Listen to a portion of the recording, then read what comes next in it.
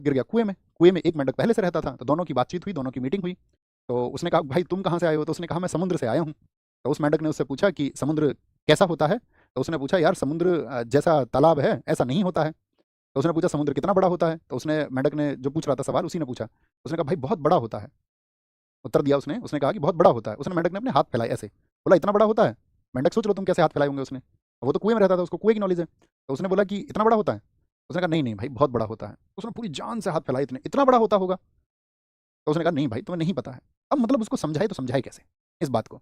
तो कई बार चीज़ें इस बात पर भी निर्भर करती हैं कि आप उनके जो समझने वाला व्यक्ति है उसके मस्तिष्क का स्तर कितना है, उसके अंदर कितनी चीज़ें जा सकती हैं।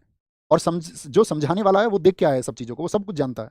तो वो कई बार तो चाह के भी नहीं बता सकता सारी चीज़ें। तो इसीलिए आप किसी से जब डिस्कशन करो ना, तो आपको ये देखना है कि जिसको आप चीज़ें समझा रहे हो वो कहीं कुएं का मेंढक तो नहीं है, जिसकी सीमित मानसिकता होती है। तो उसके ज़्यादा चक्कर में मत पड़ना तुम, नहीं तो जो अपनी आइडियोलॉजी है उससे भी हाथ धो बैठोगे।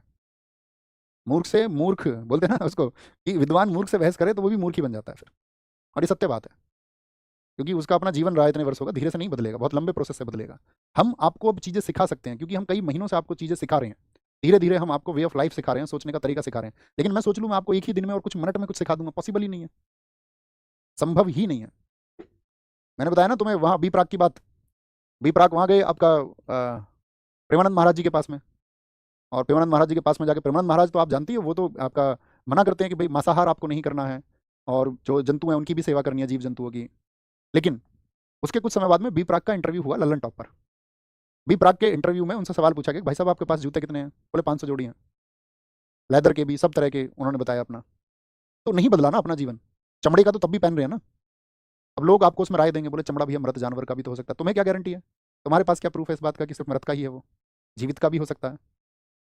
मतलब ऐसी तो बात है ना, जीवित किसी को जबरन मारा गया हो, एक स्वाभाविक मौत होती है, एक है कि जबरन मारा गया किसी जानवर को, उसकी चमड़ी उतारी गई, तब आप कैसे तय करोगे? तो माइंड सेट चेंज नहीं हुआ ना। और सोशल मीडिया पर दिखाने के लिए ये महाराज जी के पास चले गए हैं, अब एक अच्छी छवि बन जाएगी, लोग बोलेंगे यार बड़े भक्ति करने वाले लोग हैं, ये तो मतलब अच्छे लोग हैं। होता ना ये, लोगों का माइंड सेट बदलता है देख के, क्योंकि लोगों को पीछे की पिक्चर नहीं पता होती है।